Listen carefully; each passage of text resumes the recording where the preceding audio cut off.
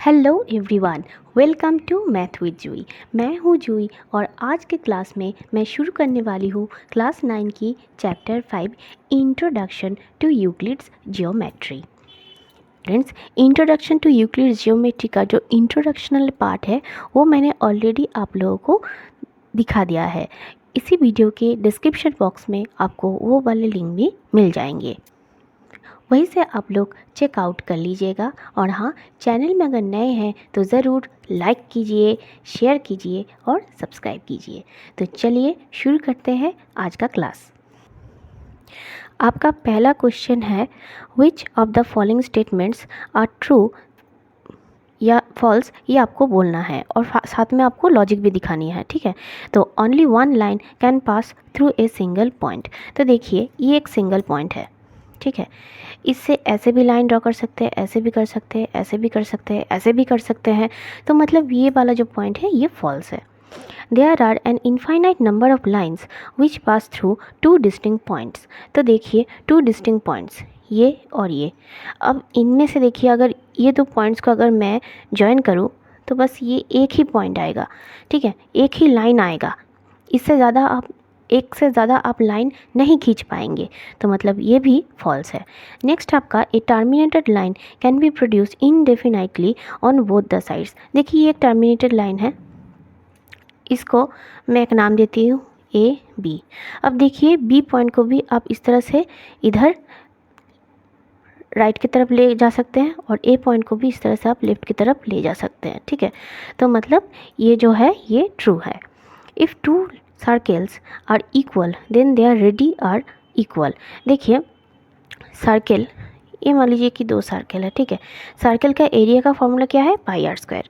तो अगर इसका पाई आर स्क्वायर का जो वैल्यू आएगा, इसका भी पाई आर स्क्वायर का अगर वही वैल्यू आएगा तो क्या होगा, पाई का तो वैल्यू हम लोग को पता है 22/7। तो मतलब क्या है, r square equal to r square हुआ है, तभी तो जाकर टू जो सर्कल है वो उसका रेडी इक्वल होगा। ठीक है, तो देयरफॉर ये क्या है, ट्रू है आपका। In figure if A B equal to P Q and P Q equal to X Y then A B equal to X Y. देखिए, मैं एक लाइन ड्रॉ करती हूँ, इसी को ही नाम देते हैं ए बी। ठीक है, अब देखिए, ये इक्वल टू अगर पी क्यू है, ये है पी क्यू। ठीक है, तो ए बी का जितना लेंथ है वो पी क्यू के लेंथ के अगर बराबर हो और पी क्यू का जितना लेंथ है वो अगर एक्स वाई, ये एक तीसरा लाइन है, इसके लेंथ के बराबर हो तो क्या होगा, देखिए, तो फिर क्या होगा, if this equal to this and this equal to this therefore A B equal to X Y. Right, ताहले ये क्या है ना, true according to Euclid's axiom things which are equal to the same thing are equal to one another. Question 2 में आपको दिया है, give a definition for each of the following terms, are there other terms that need to be defined first, what are they and how might you define them. फिर आपको कुछ definitions बोलना है। देखिए, पैरेलल लाइन, पैरेलल लाइन किसको बोलते हैं, two lines having no common points are parallel lines. अब देखिए, मैं दो पैरेलल लाइंस को ड्रॉ करती हूँ, दिस एंड दिस। देखिए, ये जो दो लाइन है, इन दो लाइंस में कोई कॉमन पॉइंट नहीं है, ये एक तरफ जा रहा है, दूसरा तरफ, लेकिन दोनों पास में ऐसे जा रहा है। ठीक है, नेक्स्ट आपका perpendicular line, two lines which form angle of 90 degree with each other are perpendicular lines। देखिए, अगर ये एक लाइन है, हॉरिजॉन्टल लाइन है, और उसके ऊपर मैं अगर ये ऐसा एक वर्टिकल लाइन ड्रॉ करूँ तो ये देखिए 90 डिग्री फॉर्म कर रहा है। ठीक है, अगर ऐसा हो तो इसको बोलेंगे कि परपेंडिकुलर। अगर मैं नाम दे दूँ तो नाम है आपका A B is perpendicular on C D. Next आपका line segment, the line which have two end points is a line segment. Line segment की कोई ऐसी बात नहीं है। देखिए, ये एक लाइन सेगमेंट है जिसकी टू एंड पॉइंट्स है ए और बी। नेक्स्ट आपका radius of a circle, the line segment from the centre of circle to the circle of radius, the circle is radius of circle. ठीक है, देखिए, ये एक सर्कल है, थोड़ा सा बड़ा करके ड्रॉ करती हूँ। सर्कल का ये है, क्या है, सेंटर। ठीक है, सेंटर पॉइंट से आप इस तरह से ड्रॉ करेंगे या इस तरह से ड्रॉ करेंगे। ठीक है, तो ये जो लाइन सेगमेंट है, या फिर ऐसे भी ड्रॉ कर सकते हैं। देखिए, ये हर आप जिस भी पोजीशन में इस लाइन को ड्रॉ करें फ्रॉम सेंटर टू इस पॉइंट में सर्कल के ऊपर, तो उस पॉइंट का जो उस लाइन का जो लेंथ होता है ना, वो लेंथ हर जगह इक्वल है, ठीक है, उस लाइन को ही कहता है रेडियस, ठीक है। The line segment from the centre of circle to the circle is radius of circle. तो अगर मैं नाम दूँ तो देखिए O A B C, तो मतलब OA equal to OB equal to OC, ठीक है। नेक्स्ट है आपका square, a quadrilateral having all sides equal and all angles right angle. देखिए स्क्वायर भी आप लोगों ने ऑलरेडी पढ़ लिया है, फिर से एक बार देख लेते हैं। स्क्वायर में क्या होता है, जिसकी 4 साइड्स इक्वल लेंथ का होता है और जिसकी हर एक इंटीरियर एंगल कितना होता है, 90 डिग्री, ठीक है।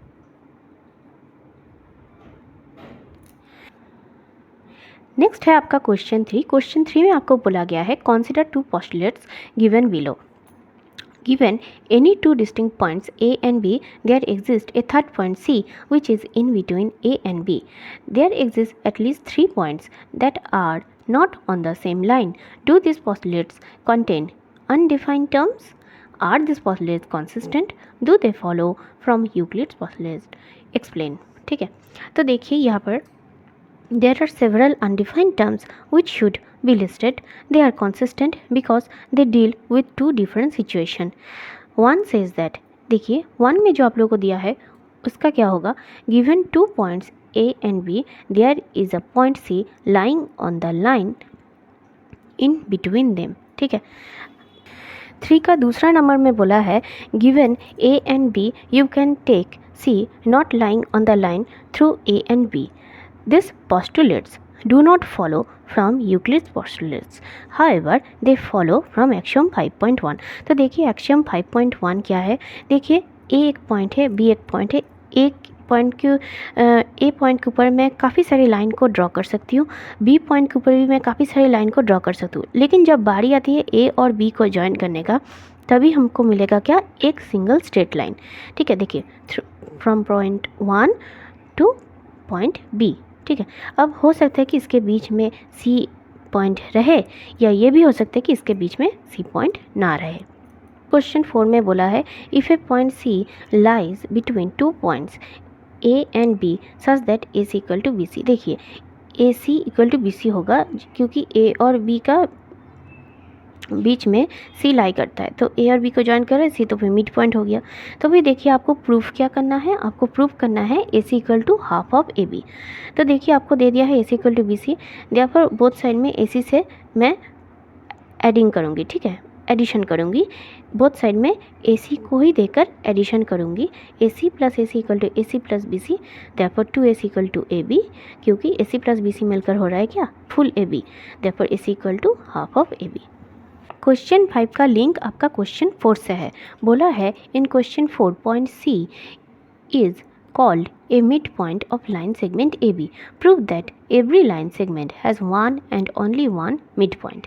अब देखिए मान लेते हैं पहले कि A और B का बीच में 2 यूनिक पॉइंट है, 2 मिड पॉइंट है C और D, तो मतलब C और D दोनों ही मिड पॉइंट है AB का, ओके।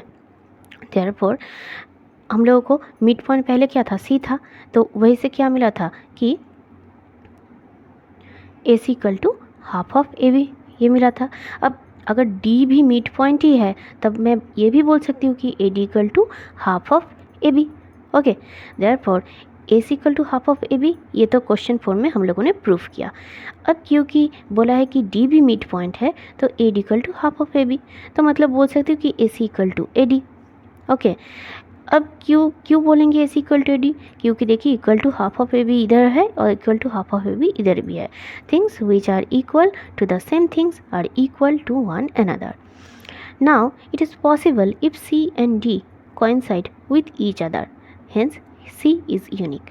अब ये कब पॉसिबल है, अगर C और D दोनों कोइंसाइड करें, तो मतलब C और D ये जो दोनों मैंने अलग अलग पॉइंट लिया था ये पिक्चर सही नहीं है। C और D एक ही साथ में कोइंसाइड करेगा इस पॉइंट में, अगर ये C और D दोनों ही है तब इस पॉइंट को ही हम लोग मानेंगे कि ये मिड पॉइंट है, ओके। आपका नेक्स्ट क्वेश्चन है in figure if AC equal to BD then prove that AB equal to CD। देखिए ये आपका डायग्राम है जहाँ पर आपको बोला है कि AC इक्वल टू BD, ठीक है। तो AC इक्वल टू BD अगर है तो AC minus BC is equal to B D minus B C. अब क्योंकि बी सी बोथ साइड में इक्वल अमाउंट में सब्ट्रैक्ट कर रही हूँ, ठीक है, तो क्या आएगा, फिर जो बचेगा सब्ट्रैक्शन करके जो बचेगा वो भी इक्वल होगा, therefore A B equal to C D. If equals are subtracted from equals then remainders are equal. Next आपका बोला है why is axiom 5 in the list of Euclid's axiom considered a universal truth. Note that the question is not about the fifth postulates. अब देखिए आपका axiom 5 क्या है, axiom 5 है the whole is greater than the part, ठीक है। अगर मान लीजिए कि ए बी इक्वल टू बोला है C D plus E F plus G H, ठीक है। अब ध्यान से देखिए तीनों मिलाकर हो रहा है ए बी, मतलब ए बी क्या है, सबसे बड़ा पार्ट, ठीक है, जो इन तीनों को मिलाकर हो रहा है, मतलब तीनों का वैल्यू मिलाकर सिर्फ एक ए बी का वैल्यू हो रहा है। तो मतलब ऑब्वियसली तो इसका मतलब क्या है, ए बी जो है वो इंडिविजुअली इन तीनों से बड़ा है और ये तीनों मिलाकर सिर्फ एक ए बी का वैल्यू हो रहा है। तो मतलब क्या है कि since this is true for anything in any part of the world this is a universal truth. तो स्टूडेंट्स इसी के साथ आपका चैप्टर 5 कंप्लीट हो गया है। उम्मीद है आज का क्लास आप लोगों को बहुत ही अच्छा लगा होगा। चैनल में अगर नए हैं तो ज़रूर चैनल को सब्सक्राइब कीजिए, लाइक कीजिए, शेयर कीजिए। और हाँ, मेरे इस चैनल में मैं एनसीईआरटी बुक का सॉल्यूशन लेके आती हूँ, सो प्लीज़ बने रहिए मेरे चैनल के साथ। थैंक यू, मिलते हैं अगले वीडियो में।